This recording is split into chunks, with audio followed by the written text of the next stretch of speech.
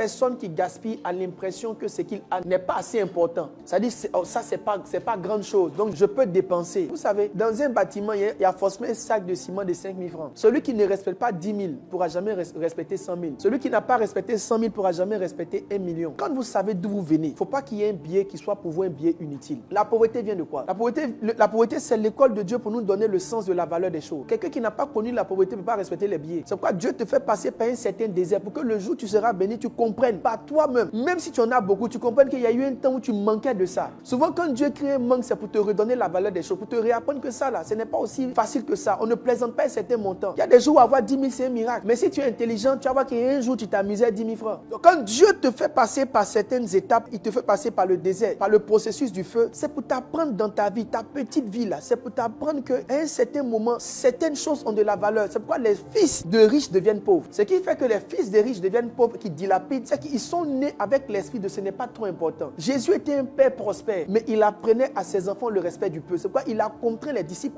à ramasser le peu de pain. Chers parents, même si vous êtes riches, ne donnez pas l'impression à vos enfants que l'argent, ce n'est rien. Quand vous devez compter votre argent, ne le comptez pas devant vos enfants. Vous entrez en eux une certaine bonne de mauvaise gestion. La bonne gestion, c'est quoi? C'est-à-dire que ça, là, de toute façon, je vois là, ce n'est pas ce que je vais avoir encore. Donc, j'attrape ça bien. Ça fait que chaque billet est précieux. Chaque montant est précieux. Ne donnez pas l'impression à vos enfants que vous en avez trop. Si vous voulez leur faire des cadeaux, faites-le des cadeaux en les challengeant sur leurs résultats. Pas parce que tu es un mauvais père, mais il ne faut pas qu'ils aient l'impression que c'est si facile que ça. Tu n'es pas plus bon que Dieu. Le bon Dieu a pris ses enfants, il les a mis dans le désert. Ils ont mangé le pain, ils ont mangé la manne pendant 40 ans. Quelle méchanceté! C'est quel papa qui peut contraindre ses enfants à manger pour que le jour, ils seront là où coule le lait et le miel là. Ils comprennent. Et à un moment donné, même ils ont dit, en Égypte, il y avait concombre, il y avait de l'ail. Vous savez, ils ont commencé à apprécier même la valeur de l'ail. Le manque là, c'est l'école c'est l'école pour ajuster la mesure des choses. Souviens-toi de ce que tu n'avais pas un temps et ne joue pas avec ce que Dieu te donne maintenant. Souviens-toi de ce que tu n'avais pas à une certaine période de ta vie et ne t'amuse pas avec ce que le Seigneur est en train de te donner dans cette saison. Ta vie n'a pas toujours été comme ça. Tu n'as pas toujours eu cet argent. Tu n'as pas toujours vécu à ce niveau. Comme Dieu vous élève, que l'élévation ne soit pas synonyme de folie. Gardez la tête sur les pieds. Ne devenez pas léger avec l'argent. Pensez à ceux qui n'en ont pas. Pensez à ceux qui n'en ont pas. Pensez à ceux qui pleurent pour un billet. Et ne prenez pas un simple billet pour vous amuser. Certains brûlent de l'argent. Certains s'amusent. Je disais à un frère hier, je lui ai dit, frère, il ne faut pas jouer l'argent. Les gens n'ont pas ce que tu as. Il y a une mère quelque part qui est juste en train de chercher un billet de 500, de 1 euro pour manger avec ses 3 enfants. Et toi, tu es en train de prendre 100 000 pour aller boire un champagne. Tu es en train de prendre 200 000. Je ne dis pas que tu ne vas pas te mettre à l'aise. Mais quand ça rentre dans de l'amusement, il faut que tu arrêtes. Toute personne qui